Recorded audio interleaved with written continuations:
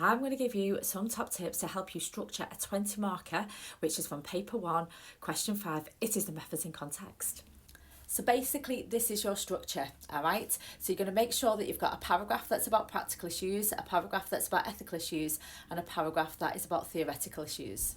Now, to help you get into the school context, I've given you some tips of things that you could be writing about, okay? So firstly, you have got to get past the gatekeeper. The gatekeeper is the head teacher. You've got to make sure that you say that. And the head teacher is going to give you access or not give you access, depending on what the context is going to be, okay? So if it puts the school in a bad light, for example, lots of, say, cultural deprivation, parents that don't care, things like that, they might not refuse you access to come and do that research.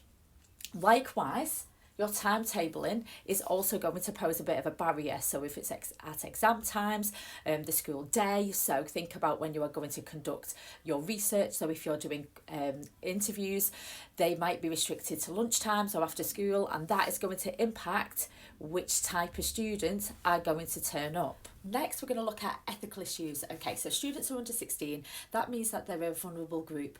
That means that you'll also need to have some sort of DBS check, which I suppose is going to add to the cost as well. So you've got a bit of practical issue there also.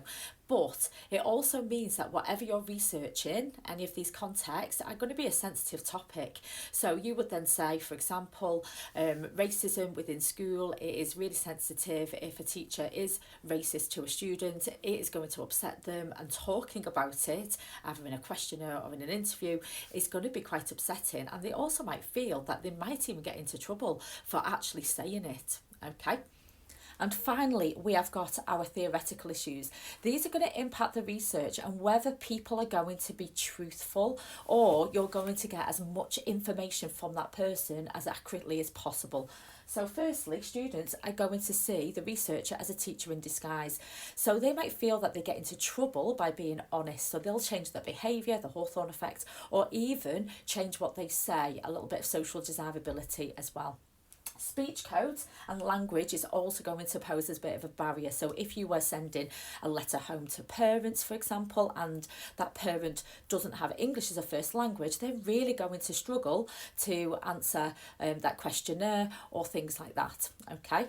Likewise, if you are doing an interview, students that speak in a elaborate speech code, they're going to give you a lot of information. Most likely the researcher is also going to be speaking into elaborate speech code as well, so they're going to understand each other. Whereas a restricted speech code, your answers are going to be quite limited, you're not going to get that same amount of data, so validity is going to be lower. And finally, thinking back to when you're doing your research, so I'm going back to the timetabling issue, and if you were doing research at lunchtime, pro-school kids, they come to school lunchtime activities, they do their homework, those type of things means that they are most likely to take part in your research as well. And think about what kind of data you're going to get from a pro-school kid. They're going to love school, they're going to be very positive about it, so whatever the topic is, they're going to put a positive spin on it, not negative. If you were anti-school and you hated school, then they're going to see it from a totally different viewpoint. But if you're not capturing that data, are you really sure that your research is truly representative of all groups?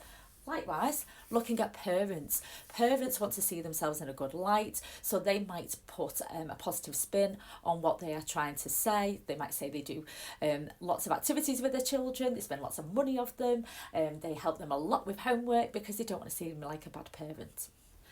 And finally, the last little bit is the context. So as you're going through your practical, ethical, theoretical, you are dipping into that context all the time.